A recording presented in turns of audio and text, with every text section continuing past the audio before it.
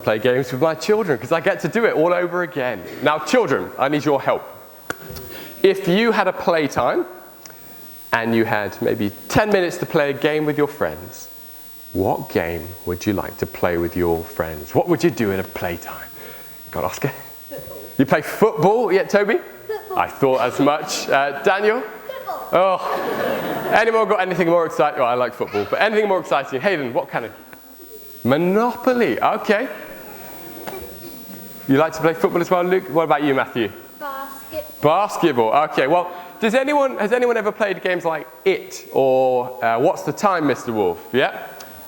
Well, one game me and my family, my children love to play is hide and seek.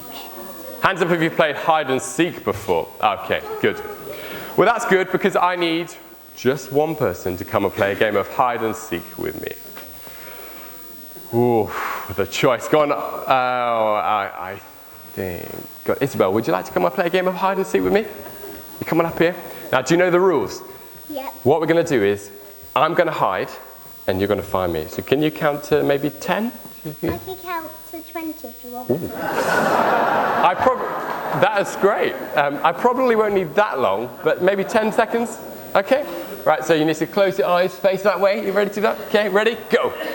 1, 2, 3, 4, 5, 6, 7, 8, 9, 10.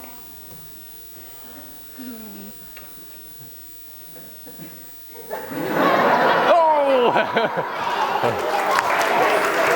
Very good. Very good. Okay. How did you find me so easily? Because there was a brown board here, there was like Oh. that, and then it was really obvious place. Oh, it's really obvious. Oh, well, thank you so much, Isabel. That you've been of great help. Go and grab a seat. That's brilliant. Wow. I picked the right person there, didn't I? Brilliant. Hide and seek. That's what we're thinking about today. Now, in our nativity, lots of things were lost and people were looking for them, weren't they? There was Wooly, the lost sheep. There was the missing coin, which I don't know if you noticed, was not very missing, but we found it anyway. And Herod's sense of humor, we were never going to find that, were we? And finally, we were looking for the baby Jesus, and they found him. Everyone found him. But as Jesus grew up as an adult, do you know what? He told a story that turned everything on its head.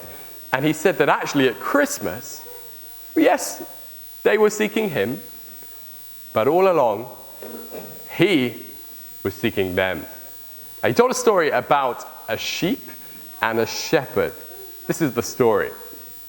Jesus said, suppose one of you has 100 sheep and loses one of them. Doesn't he leave the 99 in the open country and go after the lost sheep until he finds it? So there's a little wandering sheep, wandering from his master, a bit like Wooly, gets in trouble, gets in danger. That's the sheep. And then there's the shepherd, who goes to find this one precious sheep, seeks him out, and finds him. It's a big game of hide and seek. The sheep is hiding, the shepherd is seeking. And that's Christmas. Christmas reminds us simply this, that we hide and Jesus seeks. Okay, let's see if you've been listening there. Christmas reminds us that we hide and Jesus seeks. Brilliant. We hide and Jesus seeks. Now, the question is, who do we hide from? Well, I'm going to answer that one. It's a bit easy.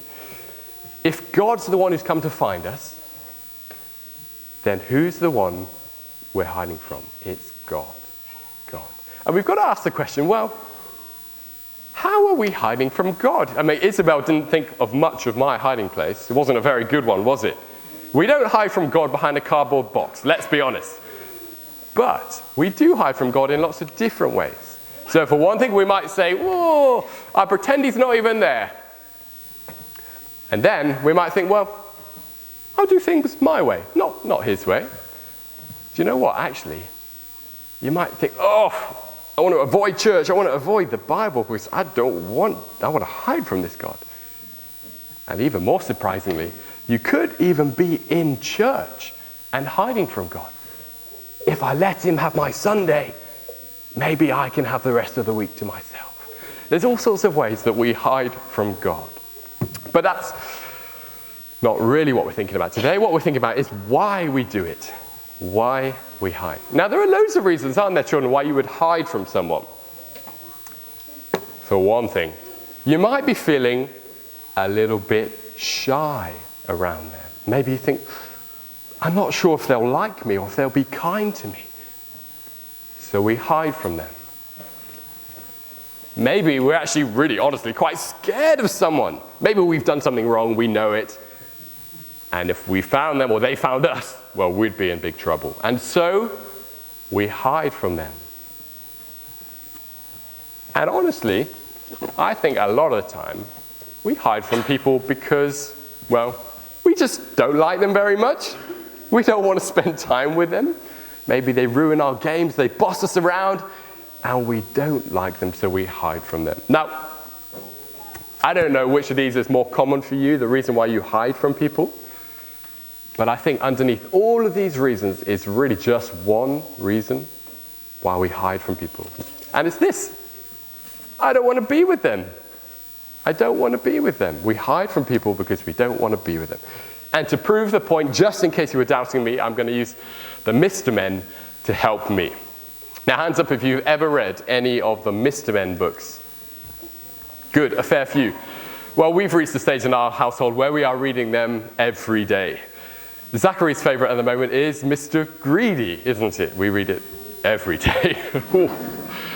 But my favorite at the moment is Mr. Busy. Here he is on the screen.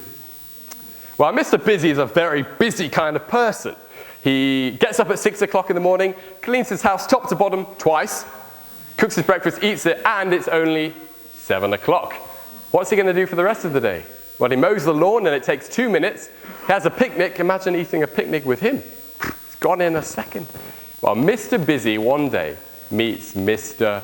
Slow. Not a good combination. Mr. Slow doesn't like to be rushed. Mr. Slow likes to take his time. Well, Mr. Busy knocks on Mr. Slow's door one morning. Knock, knock, knock. He's going to invite him to a picnic. He runs up the stairs, 3 at a time. Where's Mr. Slow? Now, if you've read this, you'll know. He's in the picture. Can anyone see where he is? Toby? Under the bed. He's hiding under the bed. And that is Mr. Slow thinking, what a good idea. Why did he hide? Daniel? Because he didn't want to be with Mr. He Busy. didn't want to be. Because he's busy. He didn't want to be with Mr. Busy. That's right. He's too fast. He doesn't want to be with him. And that's really what happens with God. That's how we treat him. We basically, when we hide from God, we give him the big thumbs down. Don't want to be with you. Thank you very much. Now imagine if your friends did that to you. You went to school, and your friends ran away into the far corner, and then they hid from you. And then you went up to them and said, can I play? And they said, no, we don't want to be with you. How would you feel? You'd feel a bit sad. And it's certainly very rude. Now imagine if you did that to a teacher or a head teacher. You hid in a cupboard and refused to come out and said, no, I don't want to be with you. Well, we joke, but that would be very rude and you would get in a lot of trouble.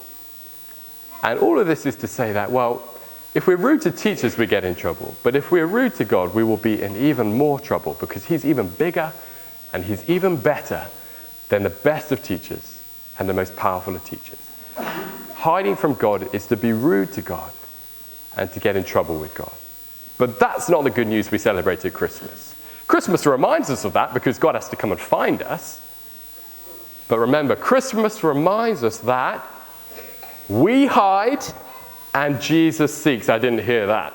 Christmas reminds us that we hide and Jesus seeks. Brilliant. Now, we've got some clues in the manger. Someone asked earlier, what's he doing? Well, we've got some clues as to what Jesus was doing.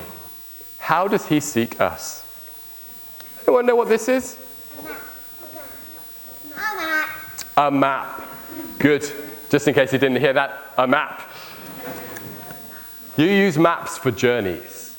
Jesus made a long journey, the hardest journey, the longest journey from heaven to earth. That is one clue. What was Jesus doing? He is making a journey. Why? Well, let's find the other clue in the crib. Let's move this out here. There we go. Okay, I'll put that on the back. Next clue. What is this? Yeah. Go on. Caitlin, what's this? A torch. Now, what might you use a torch for? It might be you need to rescue someone in the dark. They're lost. They need help. And you go searching for them. Jesus came on a journey to seek us out on a rescue mission. But why? What do we need rescuing from? We've already talked about this, haven't we? Danger. Danger. Remember, hiding from God gets us in trouble because it's like a big thumbs down to him. That gets us in trouble. Disconnected from God, dying without him forever. That is scary stuff. That's the problem. We need help. Fortunately, Jesus came to do it. How does he seek us out? How does he save us? What's this? What's this? Great. Go on then. Go on, Hope. What is it? It's a cross. It's a cross. That's right. And this just reminds us that when Jesus came to seek us when we were hiding, well, it didn't just bring him to a cradle, his journey. It didn't just bring him to the earth. His journey took him to the cross, onto the cross, and into trouble, into our trouble. We were in trouble, and Jesus came to take that. That is how he came to save us. He's come on a journey to seek us from danger. That's it. We'll put that up there. Actually, we'll put that here. To save us. And we've got to ask why. Because remember what we did to God. Ooh, that's okay. Remember what we did to God. We said, I don't want to be with you. Well, I didn't know how you'd have felt. But do you know how God felt? In the person of Jesus, he shows us love. Love. Even though he said, I don't want to be with you. He said, I love you. And that's why he's come. To rescue us. To seek and to save the lost. And lastly, how does he feel when Jesus rescues someone? When he finds them finally? Rescue time is... Whoa! Sorry, that's a microphone there. It's not artillery. Party time. Rescue time is party time. This is how Jesus describes it in the rest of his story. He says, when the shepherd finds the sheep, he joyfully puts it on his shoulders and goes home. And then he calls his friends and neighbors together for a party and says, rejoice with me. I have found my lost sheep.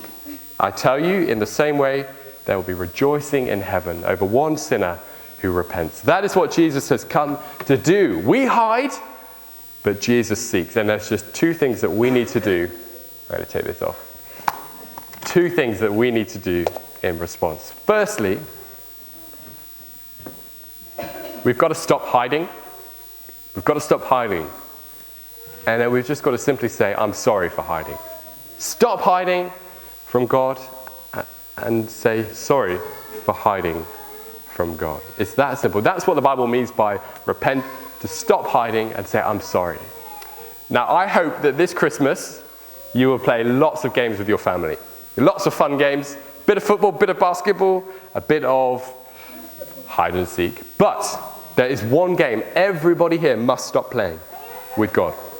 However old you are, however young you are, there's one game you've got to stop playing, and that is hide and seek.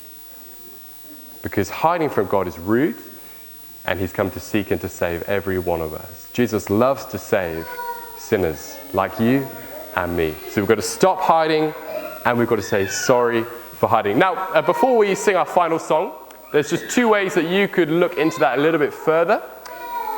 If you want to pick up your bundle, first thing to say is this.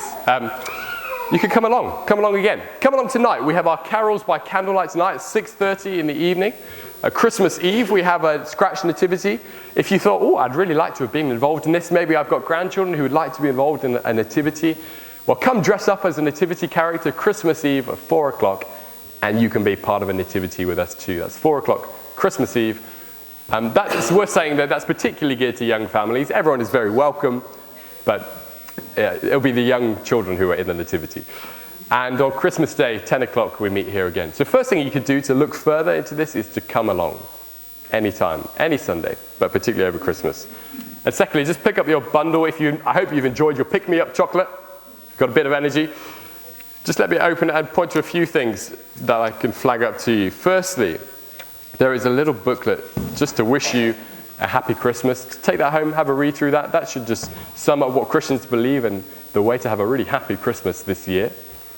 Secondly, we run each Wednesday Jam, which is a great children's club. Many of the children from the church and even more from the local schools come along to that. There's a leaflet here. We always love to have newcomers. We have newcomers each week. If you have grandchildren or children or friends who might want to come, I'd be happy to speak about it later, but do have a look at that. That's Jam.